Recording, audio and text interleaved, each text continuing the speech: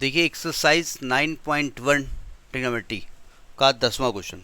हम क्वेश्चन पढ़ते हैं तब तक आप रफली डायग्राम ही बनाते रहो, ठीक है। लिखा है कि two poles of equal heights are standing opposite each other on the either side of a road. एक रोड है, उसके इधर उधर दो पोल खड़े हुए हैं, इनकी हाइट सेम है, ठीक है। Which is 80 meter wide, road की चौड़ाई कितनी है, 80 मीटर है। From a point between them on the road the angles of elevations of the top of the pole is 60 degree and 30 degree respectively.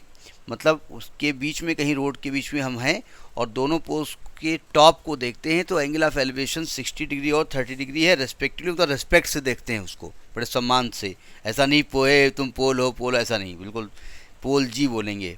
Find the height of the pole and the distance of the point from the pole. एक 80 metre चौड़ी सड़क के दोनों ओर आमने सामने समान लंबाई वाले दो खंभे लगे हैं।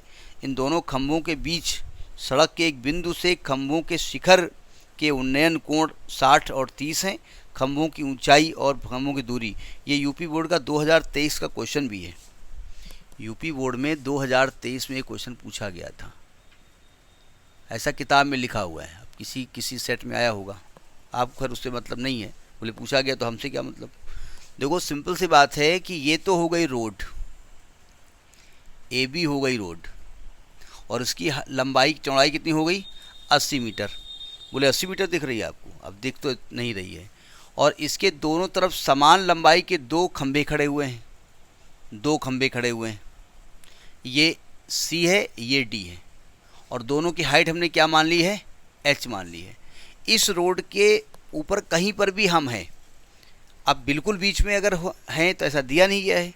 अगर बिल्कुल बीच में होंगे, अच्छा बिल्कुल बीच में है और बिल्कुल बीच में नहीं है, कैसे सिद्ध होगा। हाँ, अगर हम बिल्कुल बीच में होंगे, दोनों मीनार को, दोनों टावर को देखेंगे, दोनों पोल को देखेंगे तो एलिवेशन सेम हो जाएगा ना।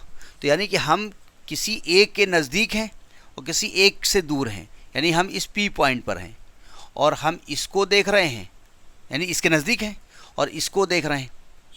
अब बताओ, जिस पोल के नज़दीक आप खड़े होंगे वो एलिवेशन कम होगा कि ज़्यादा होगा, ज़्यादा होगा। भाई आप पोल के नज़दीक जाके ऐसे देखोगे जाकर के, ठीक है, सर उठाना पड़ेगा। बोले सब हमारी वाइफ की लंबाई हमसे ज़्यादा है, बोले वेरी गुड, होनी चाहिए। बोले जब आप बात करोगे तो सर उठा के बात करोगे, और मैडम कैसी हो, और वो बात करेगी सर झुका के बात करेगी, मेरी प्रीतम बेटी हूँ, ऐसे मतलब अगर ऐसा होता है तो ये एंगल कितना हो जाएगा, ये है 60 डिग्री और ये है 30 डिग्री। ये x मान लिया तो ये लंबाई कितनी हो जाएगी, 80 - x। तो डायग्राम तो क्लियर हो गया आपका, हो गया ना क्लियर। तो पहले तो डायग्राम के बारे में लिखना पड़ेगा कि ए बी एक रोड है और ए सी और ए डी बी डी दो पोल्स हैं, दोनों की हाइट h है, p पॉइंट पे हैं, this distance is x, this 80 - x, यहाँ से ये 60 डिग्री, ये 30 डिग्री, बस काम खत्म, ठीक है। आपको कितनी चीज़ें अननोन हैं, कितनी चीज़ें आपको नहीं मालूम है, यहाँ पर दो चीज़ें, h नहीं मालूम और x नहीं मालूम, तो दो कंडीशन चाहिए। तो दो ट्रायंगल दिख रहा है, कौन सा ट्रायंगल दिख रहा है, इन ट्रायंगल। पहले तो APC दिख रहा है, tan 30 लगाएंगे, क्या होगा, परपेंडिकुलर AC अपान बेस हो जाएगा AP। वैसे गलती की, हमको उधर tan 60 लगाना चाहिए था, अरे कोई बात नहीं। tan 30 की वैल्यू 1/√3, AC की वैल्यू h है और AP की वैल्यू है 80 - x। तो यहाँ से क्रॉस मल्टीप्लाई करेंगे तो आएगा √3h बराबर 80 - x। फिलहाल हम यहाँ कुछ नहीं कर रहे हैं, इसको इक्वेशन 1 डाले दे रहे हैं। हमको नहीं मालूम हम x निकालें या h निकालें, वो तो डिपेंड करता है सिचुएशन पे। अब ट्रायंगल आपको एक और दिख रहा है, BPD, इन ट्रायंगल BPD, इसमें tan 60 लगा दें, tan 60 इज इक्वल टू, तो हो जाएगा BD अपान BP। tan 60 की वैल्यू √3, h अपान x। तो यहाँ से क्रॉस मल्टीप्लाई करेंगे, h का मान कितना आएगा, √3x। ऐसा करें ना, h डायरेक्ट मिल गया ना आपको, h की वैल्यू उठाएं, इक्वेशन 1 में रख दें, तो आप लिखेंगे समीकरण 2 से h का मान समीकरण 1 में रखने पर, put by question 2 putting h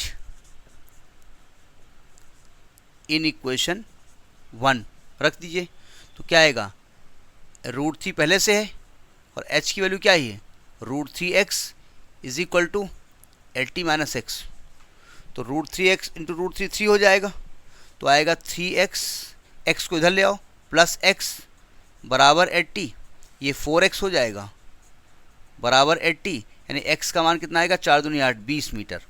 यानी हम एक टावर से 20 मीटर हैं, एक टावर से 60 मीटर हैं। ठीक है, लिख लेंगे।